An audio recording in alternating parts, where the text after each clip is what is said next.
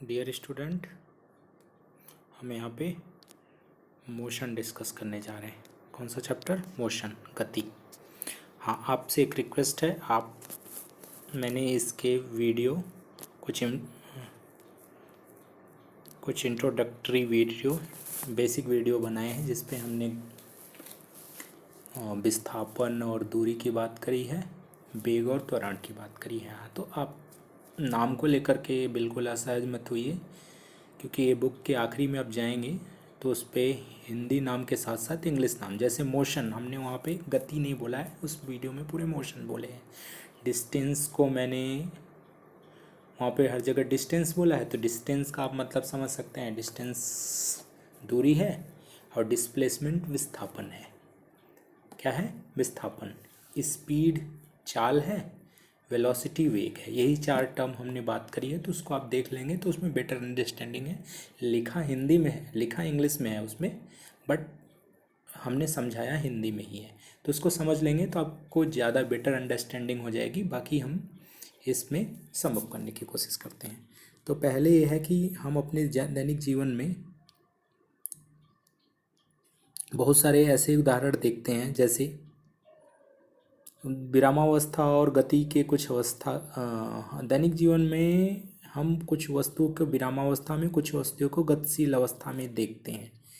जैसे मछलियाँ तैरती हैं, जो ब्लड है, रक्त है, हमारी धमनी सिराओं में बहता है, मोटर गाड़ियाँ चलती हैं। इसी तरीके से परमाणु अणु ग्रह तारे आकाशगंगा एक दूसरे से गतिमान है। ठीक है, तो हम कैसे समझेंगे कि कोई चीज़ गति है? जो समय के साथ अपनी स्थिति को बदले। ठीक है, जैसे इसको हमने जो पुराने वीडियो लेक्चर हैं वो इंग्लिश मीडियम के हैं, लेकिन हमने हिंदी मीडियम में एक्सप्लेन करा है, तो उसमें हमने अच्छे से डिस्कस करा है, तो वहाँ से आप समझ सकते हैं। जैसे आप किसी कार में जा रहे हैं, 1 घंटे पहले भी वहीं थे, 2 घंटे पहले, यानी समय के साथ आपकी कोई पोजीशन चेंज नहीं हो रही है, इसका मतलब आप मोशन पे हैं। लेकिन हर चीज़ को हम समझ करके, जैसे मौसम बदलते हैं, दिन रात होते हैं, लेकिन हमको तो ये नहीं पता चलता। ये तो अर्थ के मोशन के कारण होते हैं, लेकिन हमको तो ये नहीं पता चलता अर्थ मोशन में है कि रेस्ट में है।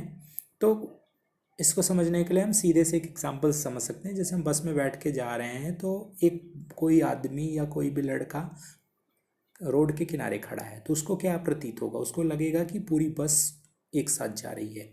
ठीक है, और हम लोग अगर बस में बैठे हैं तो हमको क्या लगेगा? वो लड़का और दो रोड सब पीछे जा रही है। लेकिन साथ ही हम लोगों को क्या लगेगा? हमारे जो साथी यात्री हैं वो सब रुके हुए हैं। तो कहने का मतलब कि कोई भी चीज़ एक लोगों के रेस्पेक्ट में गति में लग सकती है, दूसरे के रेस्पेक्ट में मोशन में लग सकती है। गति में लग सकती है, दूसरे के रेस्पेक्ट में रेस्ट में लग सकती है। जैसे अब हम अपने साथी यात्री के कंपैरिजन में, हम अपने साथी यात्री के सापेक्ष, कंपैरिजन को सापेक्ष कहते हैं, में क्या है? हम रेस्ट में है, जबकि हम रोड या और दूसरी चीज़ों के कंपैरिजन में मोशन पे हैं।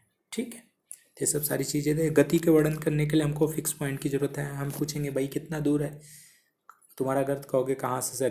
रेलवे स्टेशन से, बस स्टैंड से, एयरपोर्ट। तो हम हमेशा एक फिक्स पॉइंट लेते हैं डिस्क्राइब करने के लिए। आपने 7 क्लास में पढ़ा रखा है सरल रेखिक गति। कोई चीज़ ये सीधी रेखा में जा रहा है, सरल रेखी। अगर वृत्ताकार पथ पे जा रहा है तो सर्कुलर मोशन, इसको स्ट्रेट लाइन मोशन कहते हैं।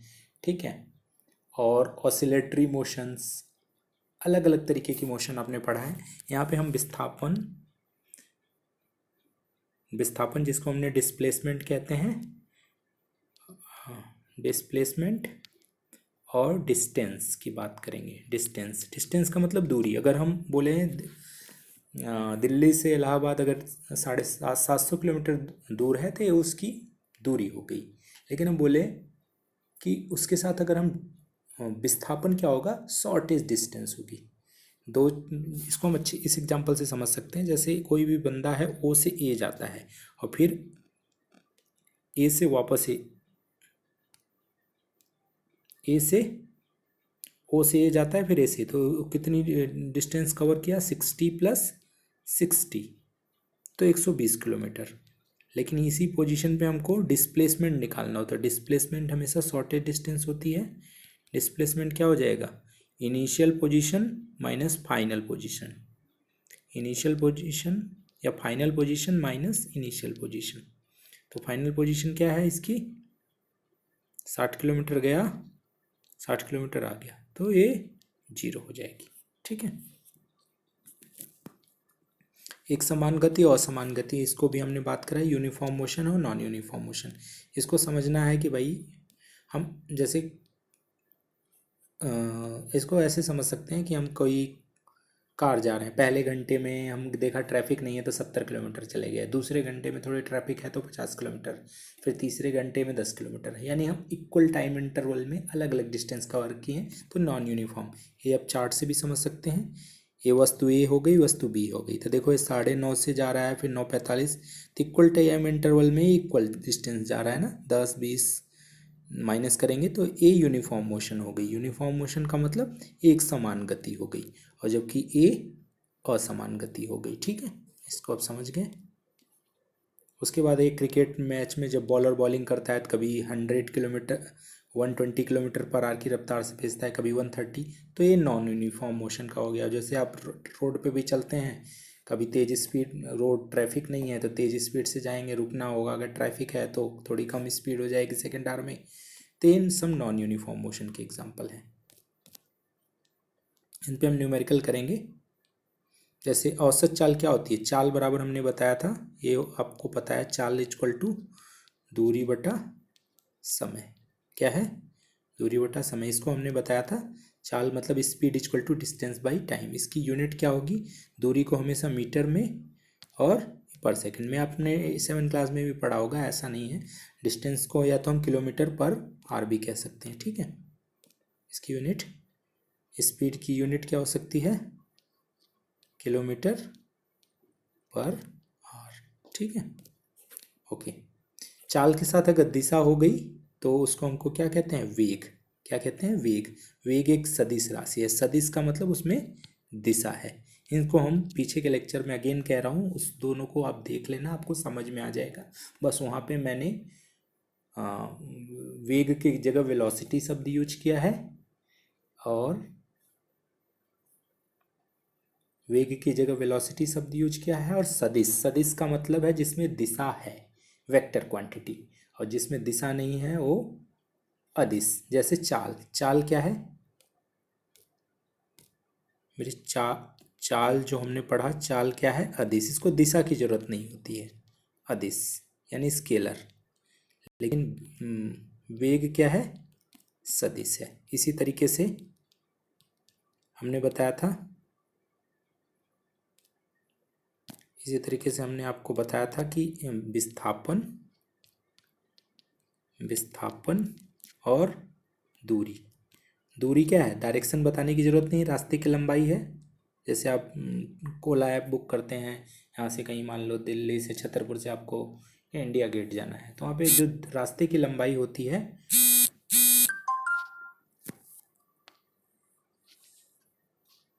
जो रास्ते की लंबाई होती है वही आपका क्या होता है, रास्ते की लंबाई जो होती है वही आपकी दूरी हो गई। विस्थापन हमेशा क्या होता है, शॉर्टेज डिस्टेंस।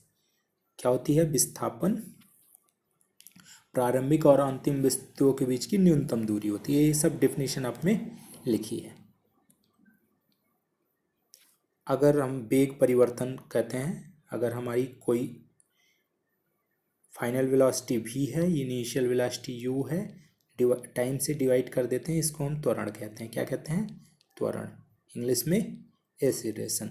ये पॉजिटिव नेगेटिव हो सकता है। अगर हम किसी कार से जा रहे हैं, बाइक से, अगर उसकी स्पीड बढ़ाते जा रहे हैं तो उसको पॉजिटिव एक्सीलरेशन कहेंगे, धनात्मक। लेकिन अचानक कोई हमको ब्रेक लगाना पड़ा, अचानक कोई सामने आ गया, उसको ऋणात्मक एक्सीलरेशन कहेंगे। ये सब हमने एक्सप्लेन करा है, बस यहाँ पे हम फिर से बात कर दे रहे हैं। ये ग्राफ और न्यूमेरिकल एक साथ हम करेंगे। उसके बाद हम आपको सबसे इम्पोर्टेंट ये बता दें, गति के समीकरण। 3 समीकरण हैं, याद रखना है, तीनों बहुत इम्पोर्टेंट हैं। इन पे मीनिंग समझ लो। पहले वाले को हम क्या कहते हैं, देखो यू वी टी समझ लो। यू क्या है, प्रारंभिक वेग, इनिशियल वेलोसिटी। वी क्या है, अंतिम वेग, फाइनल वेलोसिटी। टी क्या है, टाइम। ए क्या है, एक्सीलरेशन। तो पहले वाले में हमको क्या क्या दिया है रिलेशन में, आप एक चीज देख सकते हैं,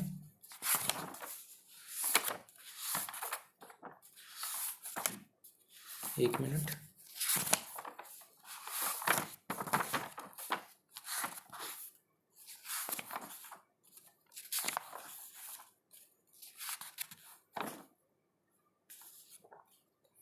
पहले वाले में ए तुम्हारा क्या हो गया, वेग है, वेग और समय रिलेशन। अब इसको मैं वेलोसिटी टाइम बोल सकता हूँ, ये वेलोसिटी टाइम रिलेशन है। एस इसमें क्या है, रास्ते की लंबाई है। तो क्या है, पोजीशन, पोजीशन टाइम रिलेशन है। कितना है, पोजीशन और टाइम रिलेशन सेकेंड वाला। थर्ड में क्या है, हमारी वेलोसिटी दी है और पोजीशन दी है। तो थर्ड हमारा क्या हो गया, थर्ड इक्वेशन हमारा वेलोसिटी और पोजीशन। पोजीशन का मतलब यस, कितना डिस्टेंस, वेलोसिटी और पोजीशन, इस पे हम न्यूमेरिकल करेंगे। Thank you.